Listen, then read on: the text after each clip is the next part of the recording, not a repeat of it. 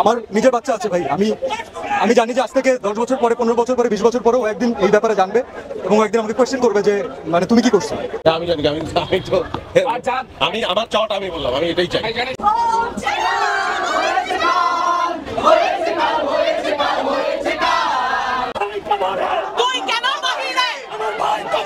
কারণ আমার একটা 12 বছরের সন্তান আছে, আমি নিজে এই দেশের বাসী, আমার বিদেশি কোনো পাসপোর্ট নাই, আমি এই দেশেই থাকবো এবং এই দেশটা আমার, এই দেশটা আমরাই সংস্কার করব। জানি না আসলে এখানে কতটুকু আসলে এখানে ঢেকে ঢেকে বলা পসিবল, আমি কোনো ঢেকে কোনো কথা বলতে চাচ্ছি না আসলে। তো হে ভিউয়ার্স, আসসালামু আলাইকুম, সবাই কেমন আছেন? আশা করতেছি সবাই আল্লাহর রহমতে অনেক অনেক ভালো আছেন। তো ভিউয়ার্স, আমিও আছি আল্লাহর রহমতে অনেক ভালো আছি। তো আজকের ভিডিওতে আপনারা দেখতে পারবেন সাধারণ ছাত্রছাত্রীদের সাথে যোগ দিয়েছেন অনেক বড় বড় সেলিব্রিটিরা, ঠিক আছে? তারা কিন্তু কোটা আন্দোলনের জন্য রাস্তায় নেমে এসে মিছিল করতেছে সাধারণ জনগণের সাথে। তো আপনারা ভিডিওটি না টেনে সম্পূর্ণ দেখতে থাকুন। করা হচ্ছে যেভাবে আসলে গুলি করে মানুষকে হত্যা করা হয়েছে একটা গণতান্ত্রিক দেশে, সেই দৃশ্য দেখার পর আসলে সুস্থ মস্তিষ্কের কোনো মানুষ যদি বাড়িতে বসে থাকতে পারে, সেখানে আমার বলার কিছু নাই। কারণ আমার একটা 12 বছরের সন্তান আছে, আমি নিজে এই দেশের বাসী, আমার বিদেশি কোনো পাসপোর্ট নাই, আমি এই দেশেই থাকবো এবং এই দেশটা আমার, এই দেশটা আমরাই সংস্কার করব। Thank you. আমার একটু বিবেক থেকে থাকে, মানসিকভাবে সুস্থ থাকার কোনো অবকাশ আমি দেখছি না। কারণ যেই দিন থেকে এই ঘটনাগুলো শুরু হয়েছে, যেই দিন প্রথম গুলি চলেছে, সেই দিন থেকে আজকে পর্যন্ত শান্তিতে আমি দু চোখের পাতা এক করতে পারি নাই। কারণ ওই শিশুগুলোর মধ্যে আমার সন্তান থাকতে পারতো, ওই মানুষগুলোর মধ্যে আমি আপনি থাকতে পারতাম। ওনার কথাই কিন্তু যুক্তি আছে, ঠিক আছে? ওনার সাথে আমরা সবাই একমত। আমাদের মেইন অডিয়েন্স যাদের আমাদেরকে প্রয়োজন, আমরা যদি তাদের সাথে না দাঁড়াতে পারি তাহলে আসলে কেন কাজ করলাম? এর থেকে কাজ না করা ভালো, অন্য কোনো কিছু করা বেটার।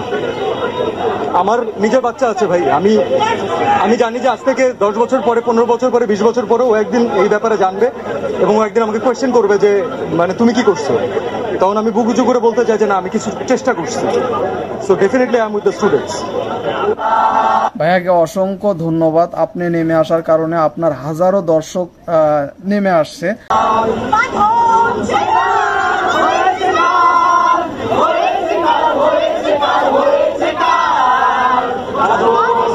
বাচ্চাগুলো কোনো অনৈতিক দাবি রাখে নাই যে তাদেরকে এভাবে করে প্রাণ হারাইতে হবে।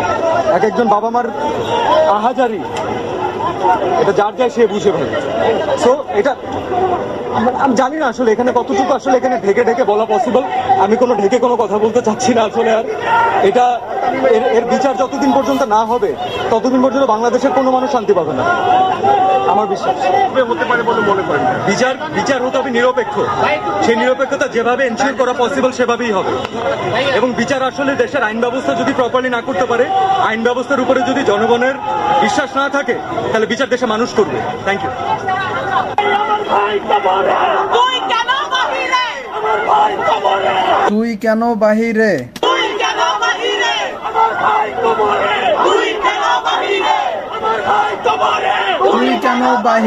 মুক্তিযুদ্ধের চেতনার কথা বলে এগুলো করা হচ্ছে, এগুলো ভয়ঙ্কর অন্যায়। এই অন্যায়ের প্রতিবাদে আমরা সবাই এক হয়েছি। আমরা প্রথম থেকেই সোচ্চার ছিলাম, এখন আমরা সবাই এক হয়েছি। বিচিত্র ধরনের মানুষ, হয়তো অনেকে অনেকদিন চুপ ছিল, কিন্তু কেউ আর থাকতে পারছে না। সবাই একসাথে হয়েছে। জনসাধারণের কাছে ক্ষমা না, এটার কোনো সমাধান না, ক্ষমাও না।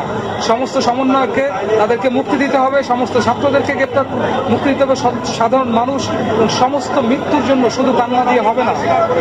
এখানে যারা আছেন সবাই একদম পরিষ্কার মস্তিষ্কে এখানে এসেছেন। যদি এই দাবি আরো অনেক দিন চলে তাহলে আমরাও সেখানেই পার্টিসিপেট করবো। এখানে পার্টিসিপেশন হবে না এমন কিন্তু না।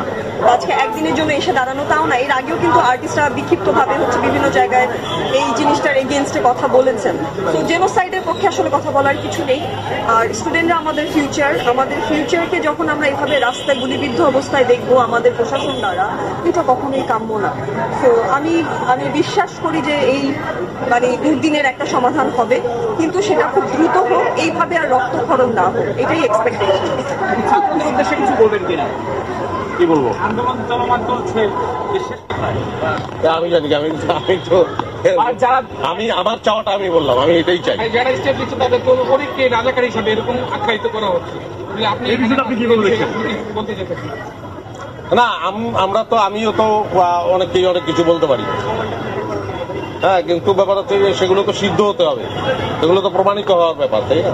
এই বলতে পারি না আমরা, মানে কোনো প্রমাণিত সত্য আমার হাতে না থাকবে। ধন্যবাদ সবাই। সে একটা লজিক দিয়ে গেছে, ভালো লাগছে লজিকটা।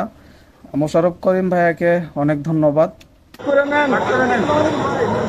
ছোট ভাইরা, আমাদের ছাত্ররা, এরা কেউ ভালো নাই। কারণ ছাত্রদের থাকার কথা আজকে ক্যাম্পাসে, ছাত্ররা আজকে আন্দোলন করতেছে এবং তারা দীর্ঘদিন ধরে আন্দোলন করছে। তো ভিউয়ার্স, ভিডিওটি এই পর্যন্তই ছিল।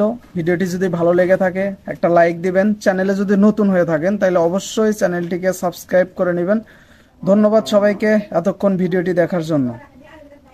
বাই।